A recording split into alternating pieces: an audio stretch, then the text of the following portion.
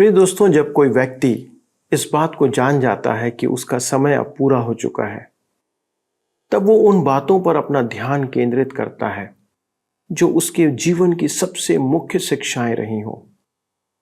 जब हम इस पत्री के अंत में आते हैं और इसको आरंभ करते हुए हम इस बात को पाते हैं कि पौलुस जो अपने जीवन की अंतिम पत्री लिखता है, उसके द्वारा वो कुछ विशेष बातों की शिक्षा कलीसिया को देता है और अपने हृदय को वो खोल करके रख देता है। क्या आप जानते हैं कि पौलुस की अंतिम पत्री कौन सी है? और यदि आप इसमें बताई गई बातों की शिक्षा प्राप्त करना चाहते हैं तो आइए हमारे साथ इस अध्ययन में शामिल हो जाइए और जानिए कि इसके प्रस्तावना में पौलुस क्या कहता है और कौन सी बातों की शिक्षा देता है। आइए मेरे साथ इस अध्ययन में शामिल हो जाइए।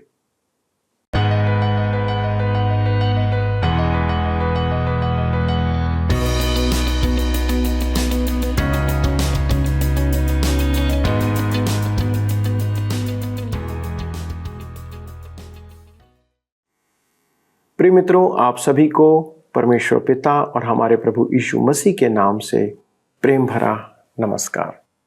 आशा है आप सुरक्षित हैं और आनंदित हैं और आज पुनः हमारे साथ परमेश्वर के वचन का अध्ययन करने के लिए तैयार हैं। दोस्तों, पिछले अध्ययन में हमने तीमुथियुस की पत्री की पहले भाग का अध्ययन समाप्त किया था और आज से हम उसके दूसरे पत्र का अध्ययन आरंभ करेंगे।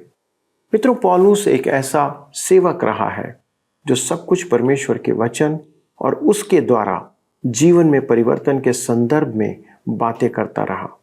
उसका जीवन न केवल वचन के प्रचार के लिए पर उसे एक आदर्श के रूप में प्रकट करता है। आज जब हम इस पत्र पर मनन करेंगे तो पाएंगे कि वह अपने इस अंतिम पत्र में, जो उसके जीवन का अंतिम पत्र था, अपने हृदय को खोल कर रख देता है। पौलुस को यह आभास था कि उसका समय अब पूरा हो चला है और वह अपने इस अंतिम पत्र में वचन के द्वारा परमेश्वर की इच्छा को प्रकट करते हुए अंत समय में धर्म त्याग पर बल देता है। मित्रों, हम देखेंगे कि अंत के समय में यह धर्म त्याग व्यापक तौर पर न केवल संसार में पर कलीसिया में भी बहुतायत से पाया जाएगा। आज हमारी कलीसिया में हम इस बात को अनुभव कर सकते हैं। आज विश्वासी लोगों को धार्मिकता से अधिक धर्म की चिंता है, पवित्रता से अधिक रीति रिवाज की चिंता है। दोस्तों, ऐसे बहुत से मुख्य विषय इस पत्री का केंद्र बिंदु हैं। तो चलिए हम अपने अध्ययन को आरंभ करते हैं और इस पत्र के द्वारा परमेश्वर की वचन की शिक्षा ग्रहण करते हैं।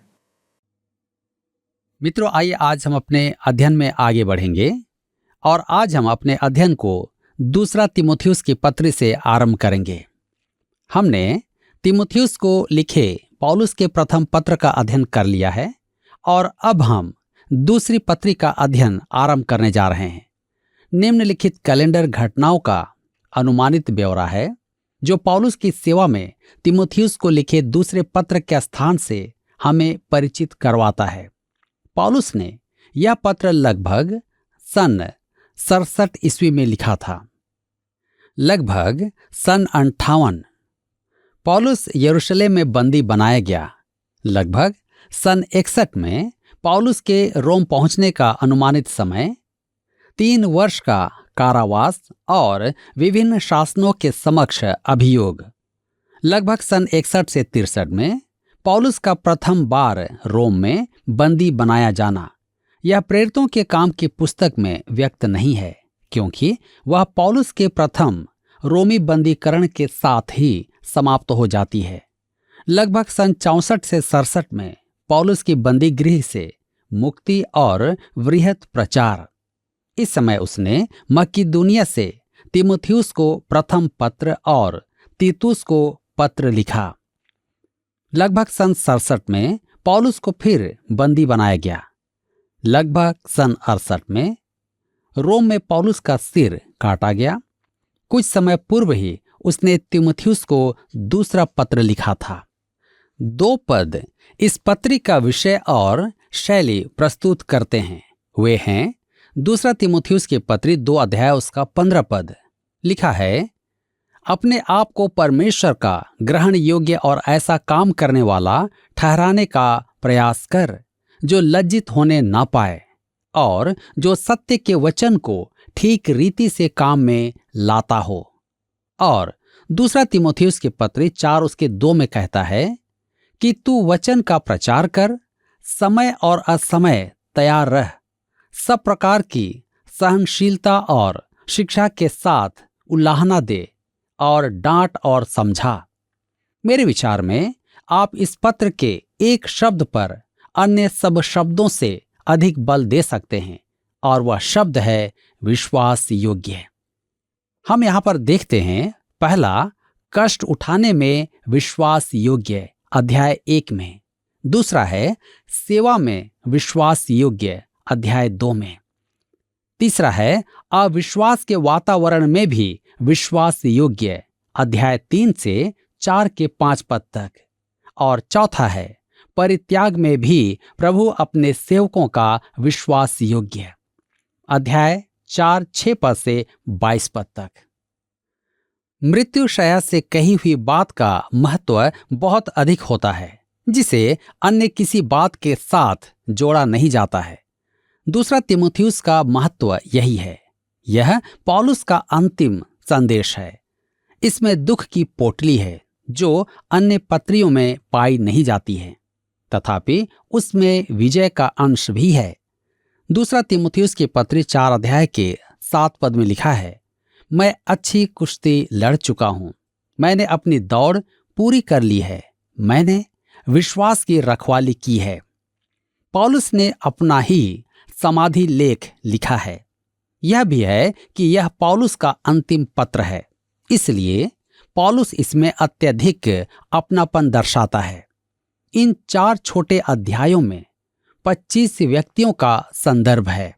दूसरा तीमुथियुस की इस पत्री के क्षितिज में एक अशुभ काला बादल दिखाई देता है। यह भावी समय में विश्वास का त्याग है। आज तो विश्वास का त्याग एक आंधी का रूप धारण कर चुका है। यह संसार में तो है ही, अब कलीसिया में भी आ चुका है। अब एक प्रश्न है, विश्वास त्याग से हमारा अभिप्राय क्या है? वेबस्टर के शब्दकोश में इसकी व्याख्या है, विश्वास के सिद्धांतों का संपूर्ण त्याग। इसका अर्थ है कि विश्वास का त्याग अज्ञानता के कारण नहीं है, यह एक झूठी शिक्षा है। विश्वास का त्याग जानबूझकर की गई चूक है। यह अपनी इच्छा से धर्म या विश्वास का त्याग करना है। विश्वास का त्याग करने वाला सुसमाचार के सत्य और विश्वास की शिक्षाओं से भली भांति परिचित होता है, परंतु वह जानबूझकर उसका त्याग करता है। दूसरा तीमुथियुस की पत्री में पौलुस सुसमाचार के अंतिम परिणाम की चर्चा करता है। अंतिम फल यह नहीं होगा कि संपूर्ण मानव जाति मन फिराएगी, न ही इससे सहस्त्र वर्षीय प्रभु राज का आगमन होगा। दूसरी ओर ऐसा विश्वास त्याग इस पृथ्वी पर होगा कि धर्म का नाम मिट जाएगा। युग के अंत में 2 प्रकार का प्रस्थान होगा। एक कलीसिया का प्रस्थान, अर्थात कलीसिया का उठाया जाना। प्रभु स्वयं प्रधान स्वर्गदूत और तुरही के शब्द के साथ स्वर्ग से उतरेगा और मसीह में जितने भी मृतक हैं उनका पुनरुत्थान होगा, और जो जीवित होंगे वे उनके साथ ऊपर हवा में उठा लिए जाएंगे। इसे हम पहला थिस्सलुनीयों की पत्री 4 अध्याय उसके 16 और 17 पद में पढ़ पाते हैं। विश्वासियों के उठा लिए जाने के बाद कलीसिया नाम का जो कवच रह जाएगा वह विश्वास से टल जाएगा।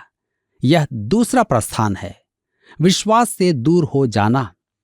इसके विषय में प्रभु यीशु ने लूका रचित सुसमाचार 18 अध्याय उसके 8 पद में स्वयं कहा था, मनुष्य का पुत्र जब आएगा तो क्या वह पृथ्वी पर विश्वास पाएगा। यह यूनानी भाषा का अनुवाद है और इसके उत्तर में आशा की जाती है कि नहीं कहा जाए। अतः इस प्रश्न का उत्तर है नहीं। जब वह आएगा तब उसे पृथ्वी पर विश्वास देखने को नहीं मिलेगा। मेरे मित्रों, यह उत्तर आज के सामाजिक सुसमाचार से मेल नहीं खाता है। सामाजिक सुसमाचार समाज को परिवर्तित करके उसे बदलना चाहता है। ऐसे व्यर्थ के आशावादी दूसरा तीमुथियुस के पत्री के शोकमग्न शब्दों को स्वीकार नहीं करते हैं। वे तो मुझे बौद्धिक रूढ़िवादी कहते हैं। इसके उपरांत भी इतिहास के ठंडे और कठोर तथ्य और वर्तमान की घटनाएं पौलुस की बातों की सच्चाई को ही प्रकट करते हैं। आज हम धर्म त्याग के मध्य वास कर रहे हैं, जो पौलुस के शब्दों के अनुसार एक एक बात में अद्भुत ही है। आज कलीसिया भी भयानक धर्म त्याग के घेरे में है। विश्वासियों की देह, जो एक सच्ची प्रत्यक्ष कलीसिया है, वह इससे प्रभावित नहीं है। प्रत्यक्ष कलीसिया आज भी उपस्थित है और मेरी मनोकामना है कि वह अधिक प्रत्यक्ष हो। वह अपने महिमान्वन के प्रकाशन की ओर अग्रसर है। वह उठाए जाने की ओर बढ़ रही है। हमारे आज के युग में यह एक ढांढस बंधाने वाला विचार है। मेरे मित्रों, धर्म त्याग के खतरे के कारण ही पौलुस अन्य किसी भी पत्र की तुलना में इस पत्र में परमेश्वर के वचन पर अधिक बल देता है। सच तो यह है कि पौलुस और पतरस दोनों ही यहाँ एक मत हैं। दोनों अपने अपने शोक गीत दूसरा तीमुथियुस की पत्री और दूसरा पतरस में परमेश्वर के वचन पर अधिक बल देते हैं। मेरे मित्रों, सुसमाचार एक महान सत्य पर आधारित है, मनुष्य की पूर्ण भ्रष्ट अवस्था। दूसरे शब्दों में, मनुष्य एक भटका हुआ पापी है। एक आधुनिक शिक्षा विशेषज्ञ ने इसी बात को इस प्रकार कहा है: शिक्षा यदि कहती है कि मनुष्य का नैतिक स्वभाव सुधार के योग्य है, तो रूढ़िवादी मसीही विश्वास मानता है कि मनुष्य का नैतिक स्वभाव भ्रष्ट और पतित है। शिक्षा में यह माना जाता है कि बाहरी कारक मनुष्य के विकास में सहायक होती है, परंतु रूढ़िवादी मसीही विश्वास के अनुसार परमेश्वर ही करता है। वरन मनुष्य का स्वभाव नए सिरे से बदलकर सुधारा नहीं जा सकता है। मनुष्य की दशा ऐसी है कि वह सिद्ध आज्ञाकारिता से उद्धार नहीं पा सकता, क्योंकि वह ऐसा कर नहीं पाता है। न ही वह अपूर्ण आज्ञाकारिता के द्वारा उद्धार पाता है, क्योंकि परमेश्वर इसे स्वीकार नहीं करता है। अतः एकमात्र समाधान है परमेश्वर के अनुग्रह का सुसमाचार, जो नीचे उतरकर प्रभु यीशु की मृत्यु और पुनरुत्थान के आधार पर उद्धार करवाता है। प्रभु यीशु में विश्वास लाने से मनुष्य का जीवन बदल जाता है। जी हाँ, इस संपूर्ण पृथ्वी पर हमारे पास परमेश्वर के अनुग्रह के सुसमाचार के द्वारा परिवर्तित किए हुए मनुष्यों की प्रदर्शनी है। पापी मनुष्य को परमेश्वर के अनुग्रह का शुभ समाचार सुनाने की अपेक्षा रूढ़िवाद से हटकर सोचने वाले तीन विभिन्न दिशाओं में ले चलते हैं। कुछ प्रचारकों के मुंह से हम प्रचलित मनोविज्ञान की बातें सुनते हैं, जैसे कैसे जय पाएं, या कैसे सकारात्मक सोच रखें, या व्यवहारात्मक विचार कैसे लाएं। उनके अनुसार हम ऊपर की ओर लगातार बढ़ रहे हैं। यह प्रचलित मनोविज्ञान का विचार है और हमें कहीं पहुंचाता प्रतीत नहीं होता है। दूसरा क्षेत्र है सदाचार। वे एक छोटा सा मीठा सा सुसमाचार सुनाते हैं, जैसे बुराई से अच्छी भलाई है और वह आपको कम परेशानियों में डालती है। यह एक औसत मुक्त विचारक कलीसिया का चित्रण है। वह एक विनीत मनुष्यों के समूह के समक्ष खड़ा होकर उनसे निवेदन करता है कि वे और अधिक विनीत बने। इससे अधिक नीरस बात और क्या हो सकती है। अतः इसमें आश्चर्य की बात नहीं जब प्रभु यीशु लौदीकिया की कलीसिया को कहता है, प्रकाशित वाक्य की पुस्तक 3 अध्याय उसके 15 और 16 पद में, मैं तेरे कामों को जानता हूं कि तू न तो ठंडा है और न गर्म। भला होता कि तू ठंडा या गर्म होता, इसलिए कि तू गुनगुना है और न ठंडा है न गर्म। मैं तुझे अपने मुंह से उगलने पर हूं। इससे तो किसी को भी पेट में परेशानी होगी। यही कारण है कि मसीही जनों को झाग उगलने वाले विश्वासी कहता हूं, और उन्हें झाग ही चाहिए। एक और क्षेत्र है सामाजिक सुसमाचार। वे जातियों में अधिक अच्छे संबंध, शांति, सामाजिक न्याय और मसीही सामाजिक व्यवस्था का प्रचार करते हैं। यह मसीही समाजवाद है जो शुद्ध एवं सरल है। इसके विपरीत जब सच्चा सुसमाचार सुनाया जाता है और मनुष्य प्रभु यीशु को ग्रहण करता है तो सब आपस में भाई बन जाते हैं। अतः हमें जातियों में पारस्परिक संबंधों की चर्चा करने की आवश्यकता ही नहीं पड़ती है। आप मनुष्यों को बलपूर्वक संगठित करके अच्छे संबंध नहीं बना सकते हैं। केवल परमेश्वर के अनुग्रह का सुसमाचार मनुष्य को मेरा भाई बनाता है। जब ऐसा होता है तब मनुष्य के रंग का कोई अंतर नहीं रह जाता है। मनुष्य की समस्याओं का समाधान केवल परमेश्वर के अनुग्रह के प्रचार से प्राप्त होगा। मार्टिन लूथर कहा करते थे कि हमें यह बोध होना आवश्यक है कि परमेश्वर शून्य से कुछ उत्पन्न कर सकता है। जब तक मनुष्य नगण्य नहीं होगा, परमेश्वर उससे कुछ नहीं बना सकता है। प्रभु यीशु के माध्यम से परमेश्वर का अनुग्रह ही मनुष्य के परिवर्तन और उद्धार का एकमात्र मार्ग है। इस पत्री की शिक्षा यही है और इसी कारण हमें दूसरा तीमुथियुस के अध्ययन को पढ़ना महत्वपूर्ण है। आइए हम देखें इसके रूपरेखा को। पहला है सुसमाचार के कष्ट, अध्याय 1। इसके हम पहले भाग ए में देखते हैं प्रस्तावना 1 अध्याय 1 से 7 पद। बी में लज्जित नहीं परंतु कष्टों के सहभागी 1 अध्याय 8 से 11 पद। तीसरा है लज्जित नहीं परंतु आश्वस्त है 1 अध्याय 12 से 18 पद। और इसके दूसरे भाग में हम देखेंगे सेवा में सक्रिय, अध्याय 2। उसके ए में देखेंगे पुत्र, अध्याय 2 उसके 1 से 2 पद में। बी में है एक अच्छा योद्धा, 2 अध्याय उसके 3 और 4 पद में। और इसके सी में खिलाड़ी, 2 अध्याय उसके 5 पद। और डी में किसान, 2 अध्याय 6 से 14 पद। ई में उत्तम कारीगर, 2 अध्याय 15 से 19 पद। ई में पात्र, 2 अध्याय उसके 20 से 23 पद। एफ में सेवक, 2 अध्याय 24 से 25 पद। और अब हम आते हैं उसके तीसरे में। कहता है भावी धर्म त्याग, धर्मशास्त्र की प्रामाणिकता, अध्याय 3 1 से 4 अध्याय के 5 पद तक। उसके ए भाग में देखते हैं अंतिम दिनों में विश्वासियों की दशा, 3 अध्याय 1 से 9 पद। बी में है अंतिम दिनों में धर्मशास्त्र की प्रामाणिकता, 3 अध्याय उसके 10 पद से 17 पद। और सी भाग में है अंतिम दिनों के निमित्त विशेष निर्देश, 4 अध्याय 1 से 5 पद में। और तब हम चौथी बात देखेंगे प्रभु की संगति और प्रभु द्वारा संगति, अध्याय 4 6 से 22 पद। उसके पहले भाग ए में देखेंगे पौलुस की मृत्युशैया से गवाही, 4 अध्याय 6 से 8 पद। बी भाग में अंतिम वचन, प्रभु मेरा सहायक रहा, 4 अध्याय 9 से 22 पद में। आइए अब हम आते हैं अध्याय 1 में। विषय है सुसमाचार के कष्ट। हम इसके प्रस्तावना को देखेंगे। दूसरा तीमुथियुस की पत्री 1 अध्याय उसके 1 पद में लिखा है पौलुस की ओर से जो उस जीवन की प्रतिज्ञा के अनुसार जो मसीह यीशु में है, परमेश्वर की इच्छा से मसीह यीशु का प्रेरित है। पौलुस परमेश्वर की इच्छा से मसीह यीशु का प्रेरित है।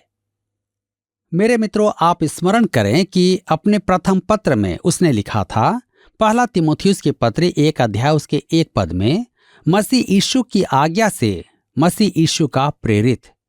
हमने देखा है कि परमेश्वर की आज्ञाएं उसकी इच्छा प्रकट करती हैं, परंतु वे परमेश्वर की परिपूर्ण इच्छा नहीं है। यहाँ वह कहता है जीवन की प्रतिज्ञा के अनुसार परमेश्वर की इच्छा से मसीह यीशु का प्रेरित है। आप इस प्रतिज्ञा को क्या मानते हैं? आप उसे विश्वास के साथ स्वीकार करते हैं? अनंत जीवन पाने का यही एक मार्ग है। वह आपको अनंत जीवन दान में दे देता है। आप किसी से दान तब ही ग्रहण करते हैं जब आप देने वाले पर विश्वास करते हैं। इसी प्रकार आप अनंत जीवन भी देने वाले पर विश्वास करके ग्रहण करते हैं। प्रभु यीशु आपको अनंत जीवन देता है क्योंकि आप उस पर उद्धारकर्ता होने का विश्वास करते हैं। उसने आपके पापों का दंड चुकाया। आपके विश्वास और उस पर आपके भरोसे के आधार पर वह आपको स्वर्ग में स्थान देता है। उस पर विश्वास करके उसके मार्ग पर चलने से आप उसका सम्मान करते हैं। अतः उस जीवन की प्रतिज्ञा के अनुसार जो मसीह यीशु में है, वह स्पष्ट करता है कि अनंत जीवन पाने का मार्ग केवल प्रभु यीशु के द्वारा है। दूसरा तीमुथियुस के पत्र 1 अध्याय के 2 पद में लिखा है, प्रिय पुत्र तीमुथियुस के नाम परमेश्वर पिता और हमारे प्रभु मसीह यीशु की ओर से तुझे अनुग्रह और दया और शांति मिलती रहे। पौलुस तीमुथियुस को प्रिय पुत्र कहकर संबोधित करता है क्योंकि तीमुथियुस पौलुस के लिए महान आनंद का कारण था। फिर वह कहता है, तुझे अनुग्रह और दया और शांति मिलती रहे। मेरे प्रियो, पहला तीमुथियुस के अध्ययन में हमने देखा था कि वहां अभिवादन में दया शब्द आया है जो पौलुस के अन्य पत्रों के अभिवादन में नहीं है। परमेश्वर हमारी योग्यता के आधार पर हमें कुछ ना दे तो यह उसकी दया है, जैसे उसका दंड और दोषारोपण है। पौलुस को दया की बहुत आवश्यकता थी और हमें भी बहुत आवश्यकता है। कहता है परमेश्वर पिता और हमारे प्रभु मसीह यीशु की ओर से।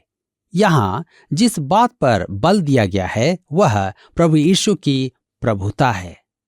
दूसरा तीमुथियुस 1 अध्याय के 3 पद में लिखा है, जिस परमेश्वर की सेवा मैं अपने बाप दादों की रीति पर शुद्ध विवेक से करता हूं, उसका धन्यवाद हो कि मैं अपनी प्रार्थनाओं में तुझे लगातार स्मरण करता हूं। तीमुथियुस प्रेरित पौलुस की प्रार्थना सूची में था। मुझे याद है जब मैं पढ़ा रहा था तब मैं अपने विद्यार्थियों से कहता था कि वे पौलुस की प्रार्थना सूची में दिए गए नाम खोजें। वे पौलुस के पत्रों में से नाम खोजकर निकालते थे कि पौलुस किस से कहता है कि वह उसके लिए प्रार्थना करता है। प्रसंगवश क्या आपकी प्रार्थना सूची में प्रचारकों के नाम हैं? यदि हैं तो कितने हैं? मैं आशा करता हूं कि आपके पास्टर आपकी प्रार्थना सूची में हैं। दूसरा तीमुथियुस के पत्र 1 के 4 में लिखा है, और तेरे आंसुओं की सुधि कर करके रात दिन तुझसे भेंट करने की लालसा रखता हूं कि आनंद से भर जाऊं। मेरे प्रियो, यह तो स्पष्ट है कि पौलुस तीमुथियुस से प्रेम करता था, परंतु इस पद से प्रकट होता है कि तीमुथियुस भी पौलुस से प्रेम करता था। पौलुस का बंदी बनाया जाना और उसकी मृत्यु की आशंका तीमुथियुस पर बहुत बड़ा प्रभाव डालती है। पौलुस कहता है, तेरे आंसुओं की सुधि कर करके रात दिन तुझसे भेंट करने की लालसा रखता हूं कि आनंद से भर जाऊं। तब आगे कहता है दूसरा तीमुथियुस 1 उसके 5 पद में, मुझे तेरे उस निष्कपट विश्वास की सुधि आती है जो पहले तेरी नानी लोइस और तेरी माता यूनिके में था, और मुझे निश्चय है कि तुझ में भी है। पौलुस यहूदी पृष्ठभूमि से था, परंतु युवा तीमुथियुस एक मसीह परिवार से था। उसकी माता और नानी दोनों विश्वासनी थी। मुझे पूरा विश्वास है कि मसीह को ग्रहण करने में तीमुथियुस पर उनका गहन प्रभाव पड़ा था। उसका पिता एक यूनानी पुरुष था और यह स्पष्ट नहीं है कि वह विश्वासी था या नहीं, परंतु हम यहाँ पर देखते हैं कि तीमुथियुस प्रभु में है। मेरे मित्रों, यहाँ पर आज हमारे अध्ययन का समय समाप्त होता है और मुझे विश्वास है कि आज के इस अध्ययन के द्वारा आपने अवश्य ही आशीष प्राप्त की है। परमेश्वर आप सबकी सहायता करे। मित्रों, आज हमने देखा कि परमेश्वर का वचन हमें स्पष्ट आदेश देता है कि हम आपस में एक दूसरे से प्रेम रखें। इसलिए नहीं कि हम मसीही हैं, पर इसलिए कि हम मसीह में एक हैं और उसके कारण हम सब भाई और बहन हैं।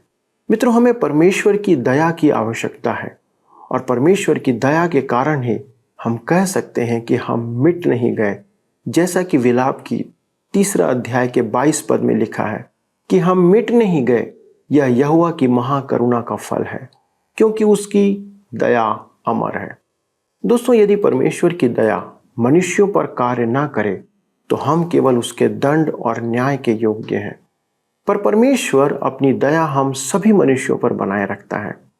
दोस्तों, हमने सुना कि पौलुस वचन प्रचार के कारण मार डाला गया था और रोम में उसका सिर काटा गया। संसार परमेश्वर के वचन को ग्रहण नहीं कर सकता और जो संसार के हैं वे सत्य के वचन से घृणा करते हैं। सत्य का वचन है परमेश्वर का वचन और यीशु मसीह का सुसमाचार। आज पूरे संसार में सुसमाचार प्रसारित किया जा रहा है। लोगों को पापों की क्षमा प्राप्त करने का अवसर और संदेश दिया जा रहा है। पर कितने हैं जो उस सत्य के वचन को ग्रहण करते हैं? मित्रों, आपसे निवेदन है कि परमेश्वर के वचन पर ना केवल ध्यान लगाएं, पर आप उसे ग्रहण करें। यही बात इस पत्री में मुख्य रूप से प्रकट की गई है कि हमें जो वचन दिया जा रहा है हम उसके प्रति विश्वास योग्य ठहरें। परमेश्वर अपने वचन के प्रति मनुष्यों से विश्वास योग्यता चाहता है। कष्ट उठाने में, सेवा में, संसार के अविश्वास के वातावरण में, त्यागे जाने में भी, क्योंकि परमेश्वर सभी बातों में विश्वास योग्य है। मित्रों, क्या आप परमेश्वर के वचन के प्रति विश्वास योग्य हैं? आइए अपने आप को जांचें और परमेश्वर से प्रार्थना करें। स्वर्गीय परमेश्वर पिता, प्रभु, आप एक विश्वास योग्य परमेश्वर हैं और आप चाहते हैं कि हम भी आपके प्रति, आपके वचन, आपकी आज्ञाओं के प्रति विश्वास योग्य रहें। प्रभु, इस पत्री के लिए हम धन्यवाद देते हैं। जब हमारे भाई पौलुस ने इस पत्री को प्रभु अपने आत्मा से, अपने हृदय की गहराई से लिखा और उसने अपने जीवन की सारी शिक्षाओं का निचोड़ और जो कुछ उसने आपसे सीखा उसको इस पत्री के द्वारा हमारे लिए उंडेल दिया है। प्रभु, अनुग्रह करना कि यह पत्री जब हम अध्ययन करते हैं तो हमें उस कार्य की ओर प्रेरित करे कि हमारा जीवन आपके सन्मुख भी ऐसे ही ग्रहण योग्य और विश्वास योग्य पाया जाए। पिता, हमारी विनती है कि हमारा ये अध्ययन का समय आपको महिमा देने का हो और हमारे इस पूरे प्रसारण पर प्रभु आप अपने अनुग्रह की दृष्टि बनाए रखें। हमारे सारे दर्शकों को आपके पवित्र और सुरक्षित हाथों में समर्पित करते हैं। उनके जीवन में पिता हम ये प्रार्थना करते कि आपका वचन अधिकार रखे, वे अपने आप को आपके वचन की अधीनता में समर्पित करें ताकि इस वचन के अनुसार हम आपकी महिमा प्रकट करने पाए।